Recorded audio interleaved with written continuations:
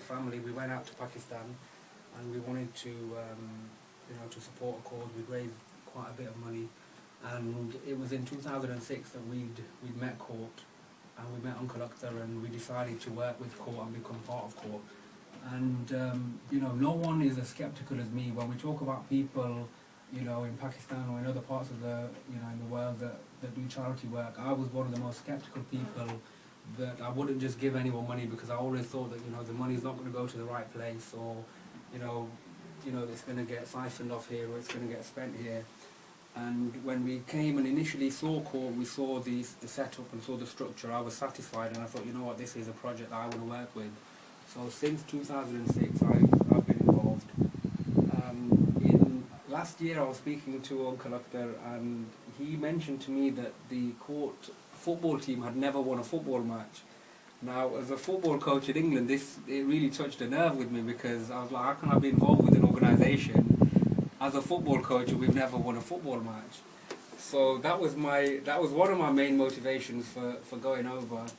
But my other real motivation was, for a number of years we'd been doing the charity appeals, similar to what we're doing this Ramadan. We're doing the radio appeals, and we talk about Kort, we talk about the complex, and we talk about the kids. But for me personally, I didn't know any of the kids. I didn't know the people behind the faces or behind the names, and it was just what I've been hearing, or the occasion when we'd go over and visit for 2 weeks, we'd meet them. But I didn't know them as individuals, and that's what I really wanted to overcome. And last year, Uncle invited me over. He said, "Look, come and spend some time with the kids, and also with the sports festival.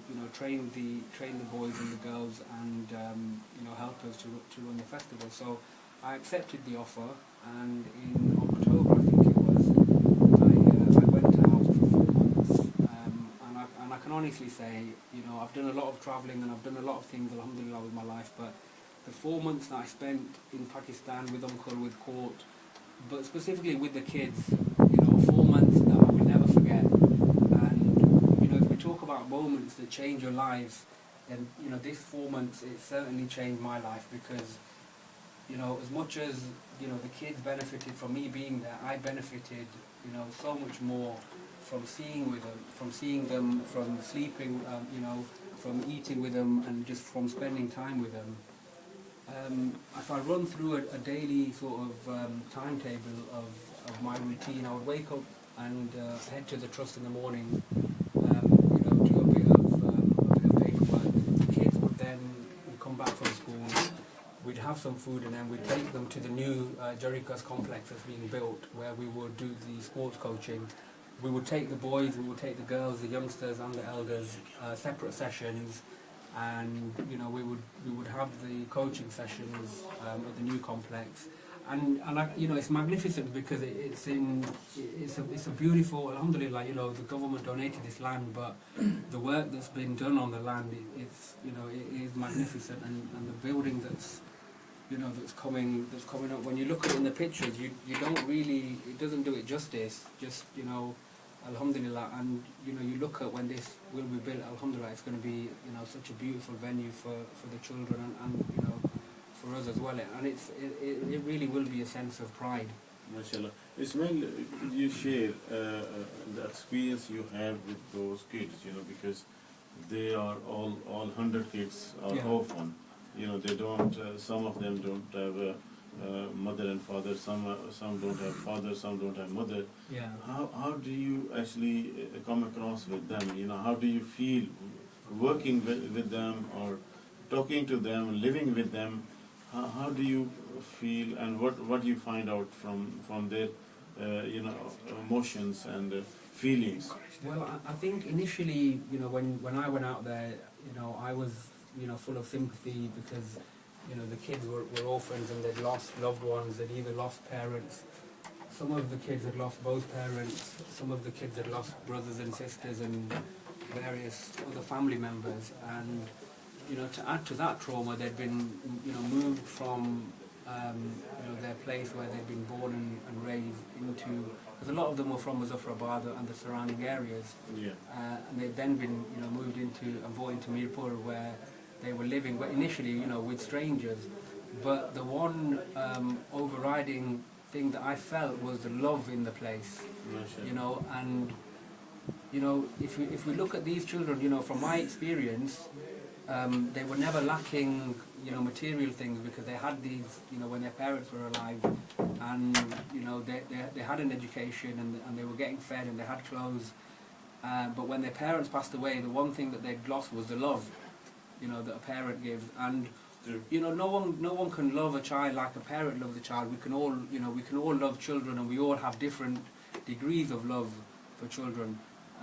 But the love that they receive, from the staff, from the head teacher, from the chairman himself, and from each other, it was a real sense of.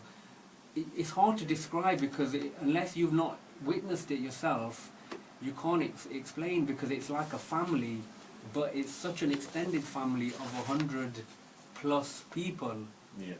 Like I come from what I think a fairly large family. There's 5 of us kids, now 7, but we're fairly large. And at Eid and moments like this, you do feel it's nice, because everyone comes together, and you share stories and things like that. You talk about your day and what you've been doing. But this, you've got so many more kids, and each kid is an individual. Each child is an individual. They have individual likes, individual dislikes. They like certain foods, they don't like certain foods. Some like certain programs, they don't like certain programs. And you take, each individual child for what they are, and, you love each individual child for what they are. MashaAllah. Any incident you come across with that you never forget, or you want to do something more for those kids, and you felt that if I can do something for them?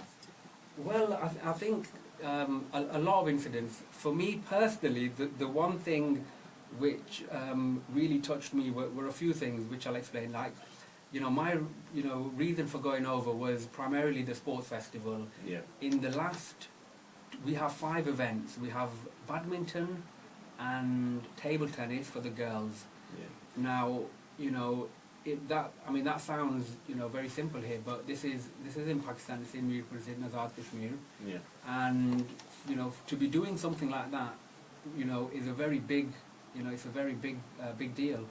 And we had 10 schools represented. So in this tournament, there were 10 schools. Yeah.